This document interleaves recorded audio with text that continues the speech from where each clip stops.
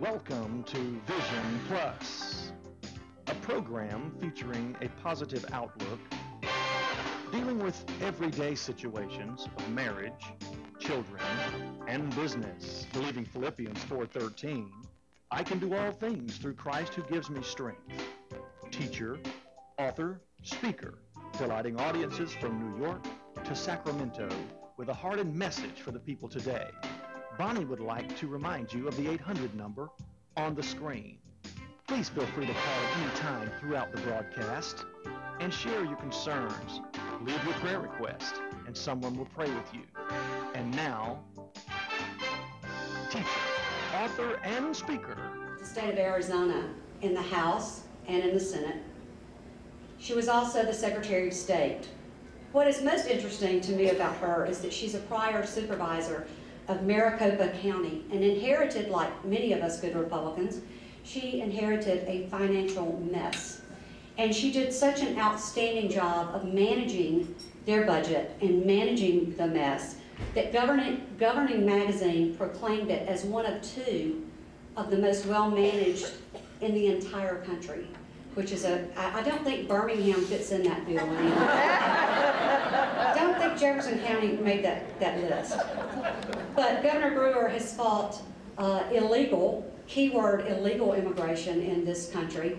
And you know, everybody's giving Alabama a lot of credit right now and a lot of praise, and even her assistant and all of her humility and kindness put that she was joining Alabama in the fight. She's not joining Alabama. This lady led this fight for this nation.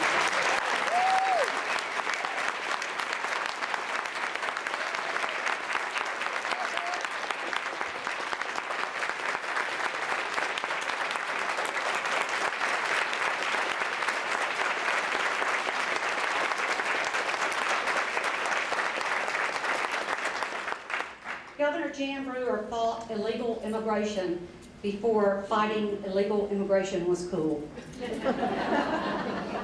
But she's not a one-issue person. She's done a lot of other things. For instance, she brought 4,700 jobs, solar-related jobs, to her state in the past year.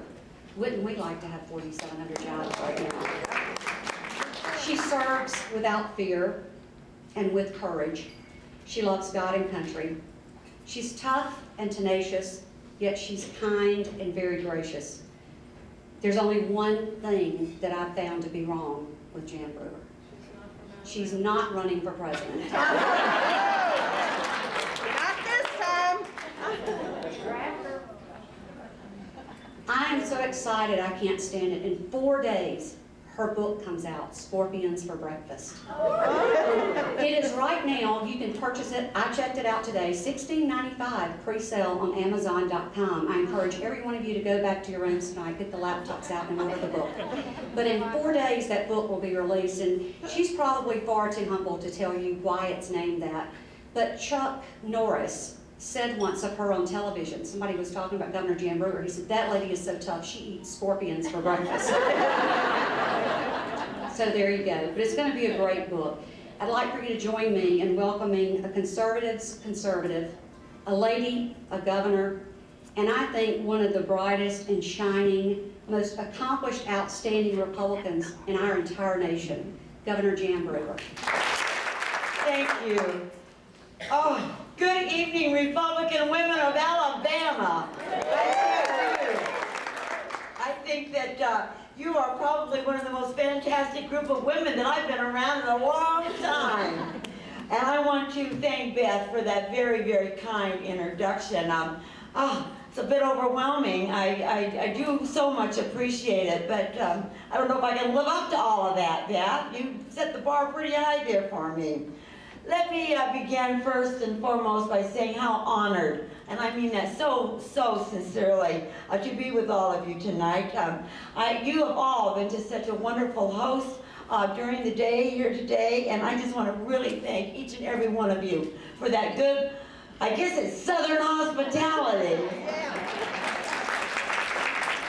I truly feel being here tonight that you are really a safe port amongst the storm. You know, we don't get those kinds of receptions a lot of places we go, so it's really great being here with all of you. And I'm so very impressed with the many women that I met today and last evening at this conference.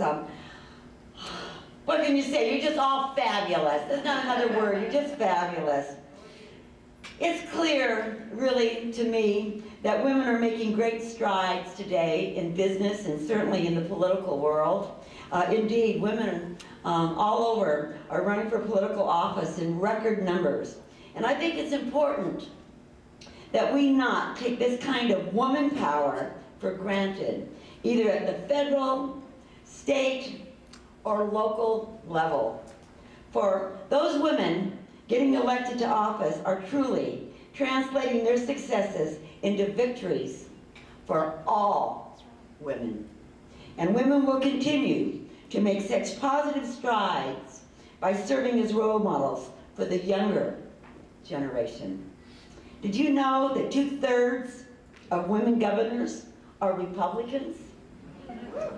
You know, and we know that Republican women rock, and now they rule. As women, and certainly as Republican women, we have a responsibility, I believe, to mentor one another. It's a responsibility that we inherited, and one that we should pass to those who come after us. You certainly have been doing a great job of that, I know, right here in Alabama, where you have made history, literally. It was great to see last November that Alabama Republicans won every single statewide race on the ballot, capturing the Alabama legislature.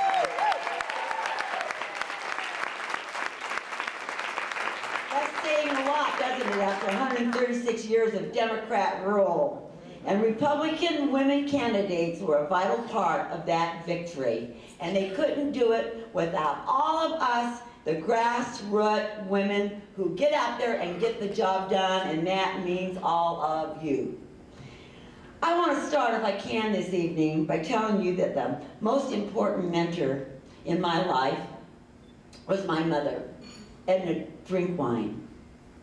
It's kind of interesting, isn't it? My maiden name was Drinkwine, and now I'm a brewer, you know? I kind of went from my mom to the brewer. There's got to be something into all of that.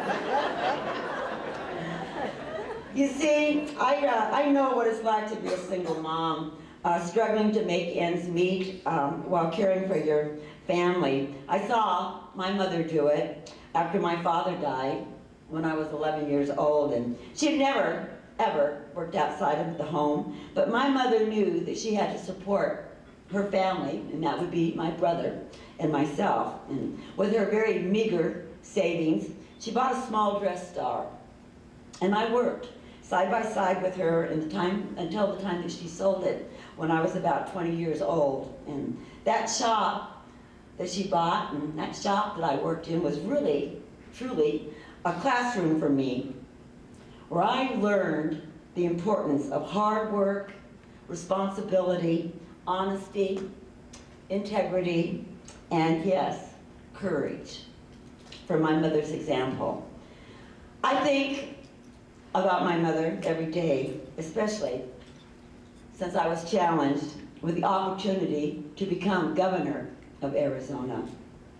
And I say challenged because Governor Janet Napolitano left Arizona for the Obama administration in early 2009 and left her successor, that would be me, the worst state budget deficit in the nation.